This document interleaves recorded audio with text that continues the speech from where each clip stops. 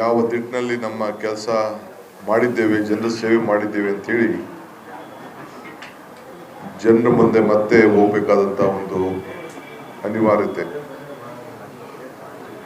ಈ 2 ಬೈ ಎಲೆಕ್ಷನ್ಲೂ ಕೂಡ ನಾನು ಕಾಂಗ್ರೆಸ್ ಪಕ್ಷದ ಪರವಾಗಿ, ಸರ್ಕಾರದ ಪರವಾಗಿ ದಾವಣಗೆರೆ ಮತ್ತು ಬಾಗಲಕೋಟೆ ಇವೆರಡು ಕ್ಷೇತ್ರದ ಮತದಾರರಿಗೆ ಮೊದಲು ನಾನು ಕೃತಜ್ಞತೆ ಸಲ್ಲಿಸಲಿಕ್ಕೆ ನಾನು ಬಯಸ್ತಾ ಇದ್ದೇನೆ. ಇದಲ್ಲದೆ ರಾಜ್ಯದ ಮೂಲೆ ಮೂಲೆಯಿಂದ ನಮ್ಮ ಪಕ್ಷದ ಪದಾಧಿಕಾರಿಗಳು, ಕಾರ್ಯಕರ್ತರುಗಳು ಜವಾಬ್ದಾರಿಯನ್ನು ತೆಗೆದುಕೊಂಡು ಪ್ರತಿ ಹಳ್ಳಿಗೂ ಭೇಟಿಯನ್ನು ಕೊಟ್ಟು ಸುಮಾರು 12 ದಿನ ಎಲ್ಲ ಕೆಲಸ ಕಾರ್ಯಗಳನ್ನು ಬಿಟ್ಟು ಪಕ್ಷದ ಗೌರವವನ್ನು ಉಳಿಸಬೇಕು ಅಂತೇಳಿ ಅವರೆಲ್ಲ ದುಡಿದಂಥ ನಾಯಕರುಗಳಿಗೆ ಮತ್ತು ಕಾರ್ಯಕರ್ತರಿಗೆ ಅವರು ಕೂಡ ನಮ್ಮ ಪಕ್ಷ ಮತ್ತು ಕಾಂಗ್ರೆಸ್ ಸರ್ಕಾರದ ಪರವಾಗಿ ಕೃತಜ್ಞತೆಯನ್ನು ಅರ್ಪಿಸಲಿಕ್ಕೆ ನಾನು ಬಯಸ್ತಾ ಇದ್ದೇನೆ.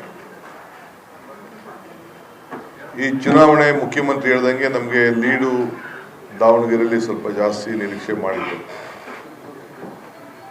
ಆದರೂ ಗೆಲ್ತೀವಿ ಅಂತೇಳಿ ಮುಖ್ಯಮಂತ್ರಿಗಳು ಆತ್ಮವಿಶ್ವಾಸದಿಂದ ಬೆಳಗ್ಗೆ ಕೂಡ ತಮಗೆಲ್ಲ ತಿಳಿಸಿದರು. ಈಗ 3 ಮಿಷಿನ್ಸು ಇನ್ನು ಏನೋ ಸ್ವಲ್ಪ ಟ್ರಬಲ್ ಆಗಿ EVPAT ಓಪನ್ ಮಾಡಬೇಕು ಅಂತೇಳಿ ನಿಂತಿದೆ ಅಂತೇಳಿ ಈಗ ತಾನೇ ನನಗೆ ಪ್ರಭಾ ಮಲ್ಲಿಕಾರ್ಜುನ್ ಮತ್ತು ಮಲ್ಲಿಕಾರ್ಜುನ್ ಅವರು ಇಬ್ಬರು ಕೂಡ ಇಲ್ಲಿ ಕೂತ್ಕೊಳ್ಳೋಕ್ಕಿಂತ ಮುಂಚಿತವಾಗಿ ಅವರು ಅಂತ ಮಾತಾಡಿದ್ರು. ಅದೊಟ್ಟು 1500 ವೋಟ್ ಉಳ್ಕೊಂಡಿದೆಯಂತೆ. ಈಗ 4900 ಚಿಲ್ಲರೆ ಮತ ಅಂತರದಿಂದ ನಾವು ಈ ಚುನಾವಣೆಯಲ್ಲಿ ಈಗ ಇನ್ನು ಡಿಕ್ಲೇರ್ ಆಗಿಲ್ಲ, ಅಷ್ಟು ಲೀಡು ಈಗ ಉಳ್ಕೊಂಡು ಗೆಲುವಿನ ಎಲ್ಲ ಥರದ ಲಕ್ಷಣಗಳು ಕೂಡ ನಿಮ್ಮ ಮುಂದೆ ನಂಬರ್ಗಳು, ನಿಮ್ಮ ಟಿ ವಿಗಳಲ್ಲಿ, ನಿಮ್ಮ ಕೌಂಟಿಂಗ್ಗಳಲ್ಲಿ ಎಲ್ಲ ಕೂಡ ಅರ್ಥ ಆಗ್ತಾ ಇದೆ. ಬಾಗಲಕೋಟೆಯಲ್ಲಿ ಹಿಂದೆ ಭಾಳ ಕಡಿಮೆ ಅಂತರದಿಂದ ನಾವು ಗೆದ್ದಿದ್ದು. ಅಲ್ಲಿ ದಾಖಲೆ ಮತ 22,832 ಅಂತರದಿಂದ ನಮ್ಮ ಬಾಗಲಕೋಟೆ ಅಭ್ಯರ್ಥಿಗಳು ಕೂಡ ಅಲ್ಲೂ ಕೂಡ ಗೆದ್ದಿದ್ದಾರೆ. ಗ್ರಾಮೀಣ ಪ್ರದೇಶದ ಜನರಲ್ಲಿ ಮತ ಯಾಚನೆ ಮಾಡಬೇಕಾದ್ರೆ ನಮ್ಮ ಕಾರ್ಯಕರ್ತರಿಗೆ, ಮುಖಂಡರುಗಳಿಗೆ ಪ್ರತಿಯೊಂದು ಕುಟುಂಬದಲ್ಲೂ ಕೂಡ ಭಾಳ ಗೌರವದಿಂದ ಅವ್ರನ್ನ ಸ್ವೀಕಾರ ಮಾಡಿ ಇವತ್ತು ಅವ್ರಿಗೆ ನಾವು ನಿಮ್ಮ ಋಣವನ್ನು ತೀರಿಸಬೇಕಾಗಿದೆ, ನಿಮ್ಮ 5 ಗ್ಯಾರಂಟಿಗಳ ನಮ್ಮ ಬದುಕಿನಲ್ಲಿ ಬದಲಾವಣೆ ತಂದಿದೆ, ನಾವು ಖಂಡಿತ ನಿಮ್ಮ ಜೊತೆಯಲ್ಲಿ ಗುರ್ಸ್ಕೊಳ್ತೇವೆ ಅಂತೇಳಿ ನಮ್ಮ ನಾಯಕರುಗಳಿಗೆ ಭಾಳ ಆಹ್ವಾನ ಕೊಟ್ಟು, ಮಜ್ಜಿಗೆ ಕೊಟ್ಟು, ಕಾಫಿ ಕೊಟ್ಟು, ಟೀ ಕೊಟ್ಟು ಗೌರವದಿಂದ ಕಳಿಸ್ಕೊಟ್ಟಿದ್ದನ್ನು ನಮ್ಮೆಲ್ಲ ನಾಯಕರುಗಳು ಬಂದು ನಮ್ಮ ಹತ್ರ ತಿಳಿಸ್ತಾ ಇದ್ರು. ಸೊ ಅದರಿಂದ ನಮಗೆ ಆತ್ಮವಿಶ್ವಾಸ ಕೂಡ ಹೆಚ್ಚಿಗೆ ಆಯಿತು. ಇಲ್ಲೂ ಕೂಡ ನಾವು ಅದೇ ರೀತಿ ನಿರೀಕ್ಷೆ ಮಾಡಿದ್ದು. ಸುಮಾರು SDPIಗೆ 19,000 ಚಿಲ್ಲರೆ ಮತಗಳು ಶಿಫ್ಟ್ ಆಗಿತ್ತು. ಒಂದು 2-3 ಸಾವಿರ ವೋಟು ಹಿಂದೆ ಎಲ್ಲ ಬೀಳ್ತಿತ್ತು. ಬಂದಿದ್ದು ಸ್ವಲ್ಪ ನಾವು ಏನು ಗಮನಿಸಿದ್ದು ಅದು ನಮ್ಮ ಲೆಕ್ಕಾಚಾರ ಕೂಡ ನಮಗೆ ಅರಿವಿದೆ.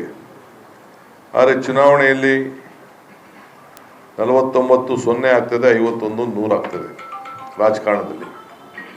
ಸೊ ಹಾಗೆ ಚುನಾವಣೆಯಲ್ಲಿ ಇವತ್ತು ನಾವು 2 ಸೀಟನ್ನು ಕೂಡ ಬೈ ಎಲೆಕ್ಷನಲ್ಲಿ ಗೆದ್ದಿದ್ದೇವೆ.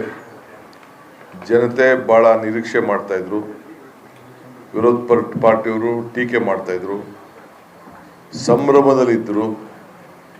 ಆದರೂ ಕೂಡ ಜನ ನಮ್ಮನ್ನು ಕೈ ಬಿಡಲಿಲ್ಲ. ಇನ್ನು ಹೆಚ್ಚಿಗೆ ಆತ್ಮವಿಶ್ವಾಸವನ್ನು ಹೆಚ್ಚಿದ್ದಾರೆ.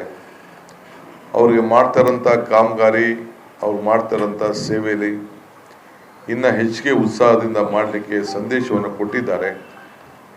ಈ ನಿಟ್ಟಿನಲ್ಲಿ ನಾವು ಮಾಡ್ತೇವೆ. ಮುಖ್ಯಮಂತ್ರಿಗಳಾದ ಸಿದ್ದರಾಮಯ್ಯನವರು, ಸಂಪುಟದ ಸಹೋದ್ಯೋಗಿಗಳು ಶಾಸಕ ಮಿತ್ರರು, ಪಕ್ಷದ ಎಲ್ಲ ಪದಾಧಿಕಾರಿಗಳು, ಜಿಲ್ಲಾಧ್ಯಕ್ಷಗಳು, ಬ್ಲಾಕ್ ಅಧ್ಯಕ್ಷರು ಎಲ್ಲರೂ ಕೂಡ ಹಗಲು ರಾತ್ರಿ ಇವತ್ತು ದುಡಿದು ಈ ಒಂದು ಗೆಲುವಿಗೆ ಮತದಾರರಿಗೆ ಉರುಪನ್ನು ಕೊಡಲಿಕ್ಕೆ, ಆತ್ಮವಿಶ್ವಾಸ ತುಂಬಲಿಕ್ಕೆ ಶ್ರಮವನ್ನು ಮಾಡಿದ್ದು ವಿಶೇಷವಾದ್ದು. ಮತ್ತು ನಮ್ಮ ಗ್ಯಾರಂಟಿಗಳನ್ನು ಯಾವ ರೀತಿ ಅನುಷ್ಠಾನಕ್ಕೆ ತಂದಿದ್ದೇವೆ ಅನ್ನೋದನ್ನು ಅದನ್ನು ಕೂಡ ಭಾಳ ವಿಶೇಷವಾಗಿ ಪರೀಕ್ಷೆಯನ್ನು ನಾವು ಮಾಡಿದ್ದೇವೆ, ವಿಮರ್ಶೆ ಮಾಡಿದ್ದೇವೆ. ಅವ್ರ ಹತ್ರ ಏನೇನು ನಾವು ಬೈಕೆ ಮಾಡಿದ್ವೋ ಆ ಮಾಹಿತಿನೆಲ್ಲ ಕೂಡ ನಮ್ಮ ಗ್ಯಾರಂಟಿಯ ಮುಖಂಡರುಗಳು ಕೂಡ ಪಡ್ಕೊಂಡಿದ್ದಾರೆ. ಇವತ್ತು ಎಲ್ಲ ವರ್ಗದ ಜನರು ಕೂಡ ನಮಗೆ ಸಹಾಯ ಮಾಡಿದ್ದಾರೆ. ದಾವಣಗೆರೆಯಲ್ಲಿ ಕೂಡ ನಮಗೆ ಒಂದು 20% ವೋಟ್ ಕಡಿಮೆ ಆಗಿರ್ಬೋದು ನಮಗೆ, ಆದರೆ ಉಳ್ಕೊಂಡಿದ್ದಂಥ ಎಲ್ಲ ಮೈನಾರಿಟೀಸು ಕೂಡ ಅವರು ಮತ್ತು ಎಲ್ಲ ಸಮಾಜದವರು ಕೂಡ ದಾವಣಗೆರೆಯಲ್ಲಿ ಕೂಡ ನಮಗೆ ಸಹಾಯವನ್ನು ಮಾಡಿರೋದು ಭಾಳ ವಿಶೇಷ.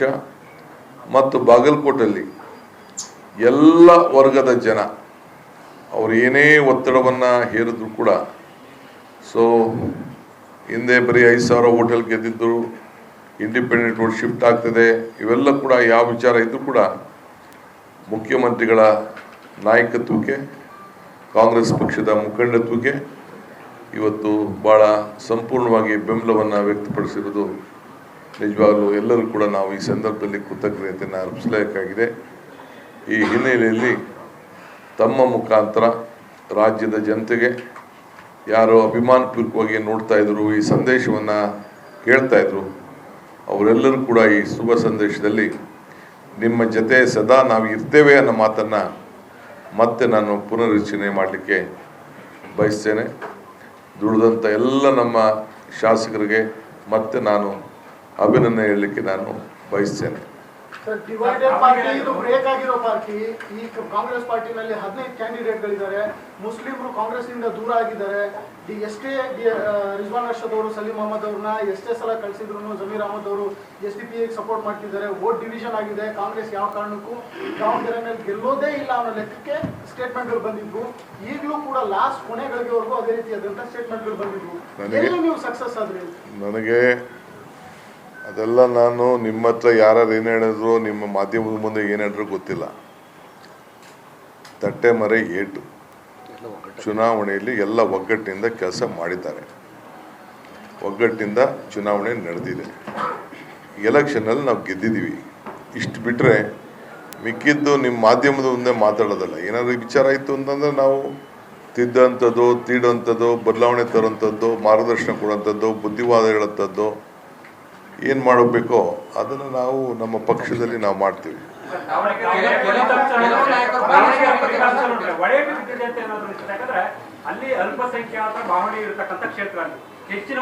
ಯಾರು ಹೇಳಿದ್ದು ನಿಮಗೆ? ನಿಮ್ಮ ಬಾಯಿಗೆ ನಾನು ನಿಮ್ಗೆ ಬೇಕಾದೆಲ್ಲ ಹಾಕಕ್ಕೆ ನಾನು ತಯಾರಿಲ್ಲ. 95ರಿಂದ ಶಿವಶಂಕರಪ್ಪನವರು ಆ ಕ್ಷೇತ್ರವನ್ನು ಉಳಿಸ್ಕೊಂಡು ಬಂದಿದ್ದಾರೆ. ಅಲ್ಪಸಂಖ್ಯಾತರೆಲ್ಲ ನಮಗೆ ಸಹಾಯವನ್ನು ಮಾಡ್ಕೊಂಡು ಬಂದಿದ್ದಾರೆ. ಅವ್ರಿಗೂ ಆ ಸ್ಥಾನಮಾನ ಕೊಡಬೇಕು ಅಂತೇಳಿ ನಾವು 3 ಬಾರಿ MLCನ ಅಲ್ಲಿ ಕೊಟ್ಟಿದ್ದೀವಿ, ಒಂದು ಶಾಸಕ ಸ್ಥಾನನ. ಇದು ಅವ್ರಿಗೇನು ಗೌರವ ಕೊಡಬೇಕು ನಾವು ಕೊಟ್ಟಿದ್ದೀವಿ. ವ್ಯಕ್ತಿಗಳಲ್ಲಿ ಸ್ವಲ್ಪ ಅಭಿಪ್ರಾಯಗಳು ಬೇರೆ ಇರ್ಬೋದೇ ಹೊರತು ಪಕ್ಷದಲ್ಲಿ ಸಾಮೂಹಿಕ ಅಭಿಪ್ರಾಯದಲ್ಲಿ ಯಾವ ಥರದ ಬದಲಾವಣೆನೂ ಇಲ್ಲ.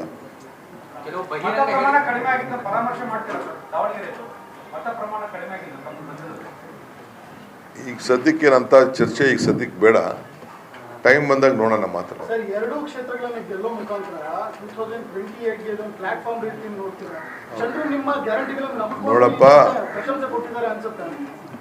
ನಾನು ಹೇಳಿದ್ನಲ್ಲ, ನಮ್ಮ ಗ್ಯಾರಂಟಿಗಳಿಗೆ, ನಮ್ಮ ಸರ್ಕಾರಕ್ಕೆ ಭಾಗ್ಯದ ಲಕ್ಷ್ಮಿ ಬಾರಮ್ಮ ಅಂತೇಳಿ ಎಲ್ಲರನ್ನೂ ಮನೆ ಬಾಗಿಲಿಗೆ ಕರ್ಕೊಂಡು ಲಕ್ಷ್ಮಿ ಮನೆ ಬಾಗಿಲಿಗೆ ಬಂದಿದ್ದಾಳೆ ಅಂತೇಳಿ ಪ್ರತಿಯೊಬ್ಬರಿಗೂ 5,000 ರೂಪಾಯಿ, 2,000 ರೂಪಾಯಿ ಭಾಗ್ಯಲಕ್ಷ್ಮಿ, ಗೃಹಲಕ್ಷ್ಮಿ, ಗೃಹಜ್ಯೋತಿ, ಅನ್ನಭಾಗ್ಯ, ಶಕ್ತಿ ಇವೆಲ್ಲ ಕೂಡ ಗೌರವದಿಂದ ನಮ್ಮ ಲೀಡರ್ಗಳನ್ನ ಸ್ವೀಕಾರ ಮಾಡಿ, ನಾನು ಹೇಳಿದ್ನಲ್ಲ, ಮಜ್ಜಿಗೆ ಕೊಟ್ಟರು, ಊಟ ಕೊಟ್ಟರು, ಕಾಫಿ ಕೊಟ್ಟರು, ಟೀ ಕೊಟ್ಟರು ಅಂತೇಳಿ ಕರ್ಕೊಂಡು ಓಟ್ ಹಾಕಿದ್ದಾರೆ. ಇದೇ ಬಾಗಲಕೋಟೆಯ ಸಂದೇಶ. ಅವರು ನಿಮ್ಮನ್ನ ಬಿಡುವುದಿಲ್ಲ, ನಿಮ್ಮನ್ನು ಇಟ್ಕೊಳ್ತೀವಿ, ನಿಮಗೆ ಶಕ್ತಿ ತುಂಬ್ತೀವಿ, 28ಕ್ಕೂ ನಿಮಗೆ ನಾವು ಕುಂಡ್ರಿಸ್ತೀವಿ ಅಂತ ಸಂದೇಶವನ್ನು ಕೊಟ್ಬಿಟ್ಟಿದ್ದಾರೆ.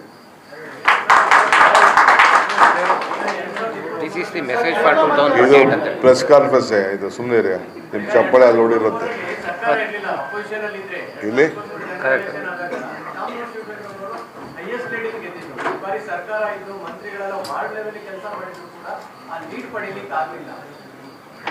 ಈಗ ಒಂದೊಂದು ಎಲೆಕ್ಷನ್ ಒಂದೊಂದು ರೀತಿ ಬರ್ತದೆ.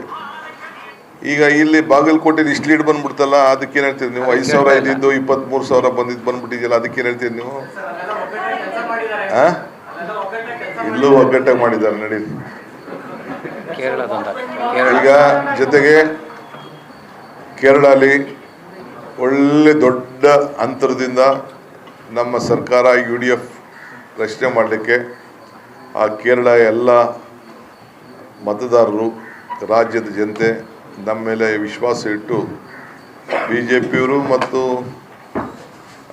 LDFನವರು ಇಬ್ಬರು ಒಳಗಡೆ ಸೇರಿಕೊಂಡ್ರು ಕೂಡ ನಮಗೆ ಆಶೀರ್ವಾದ ಮಾಡಿದ್ದಾರೆ. ಅವರು ಕೂಡ ನಾನು ಅಭಿನಂದಿಸ್ತೇನೆ. ತಮಿಳುನಾಡಲ್ಲೂ ಕೂಡ ನಮ್ಮ DMK ಸೋತಿರ್ಬೋದು, ಆದರೆ BJP ಅಂಗಪಕ್ಷವನ್ನು ಅಲ್ಲೂ ಕೂಡ ಸೋಲಿಸಿ ಕಮ್ಯುನಲ್ ಫೋರ್ಸಸ್ನ ದೂರ ಇಟ್ಟಿದ್ದಾರೆ. ಅದಕ್ಕೂ ಕೂಡ ಈ ಸಂದರ್ಭದಲ್ಲಿ ಅವ್ರಿಗೂ ಕೂಡ ನಾನು ಈ ಸಂದರ್ಭದಲ್ಲಿ ಅಲ್ಲಿ ಮತದಾರರು ಕೂಡ ನಾನು ಈ ಸಂದರ್ಭದಲ್ಲಿ ಅಭಿನಂದಿಸಲಿಕ್ಕೆ ನಾನು ಬಯಸ್ತೇನೆ. ನಾನಿಲ್ಲ, ನನಗೆ ನಮ್ಮ ಪಾರ್ಟಿ ಎಷ್ಟು ಹೇಳ್ತದೆ ಅಷ್ಟರಲ್ಲಿರೋ ನಾನು ಮಿಕ್ಕಿದೆಲ್ಲ ತಲೆ ಕೆಡಿಸ್ಕೊಳ್ಳೋನಲ್ಲ. ನನಗೇನು ಪಾರ್ಟಿ ಏನು ಕೆಲಸ ಹೇಳ್ತದೆ ಆ ಕೆಲಸ ಮಾಡೋಣ ಅಷ್ಟೇ.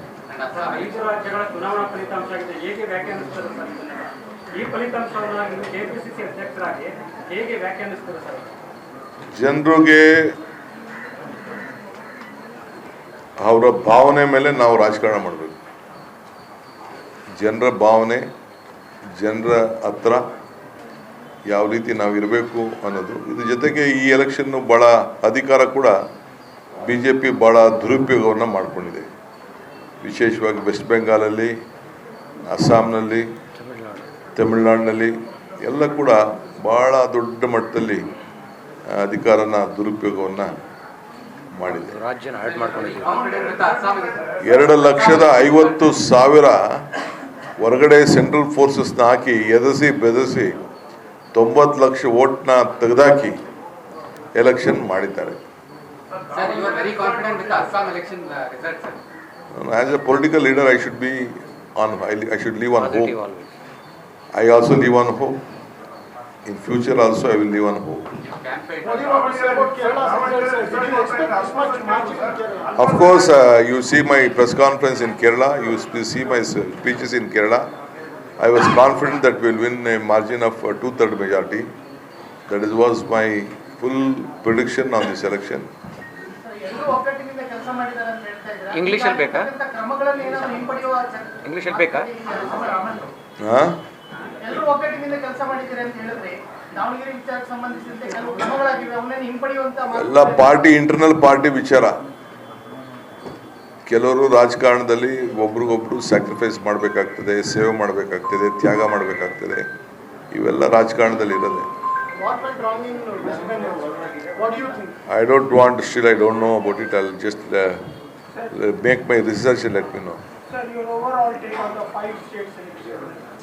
As far as the 5 state of election is concerned, as far as Karnataka is concerned, news first ನಿರ್ಭೀತಿಯಿಂದ ನಿಮ್ಮ ಪರವಾಗಿ.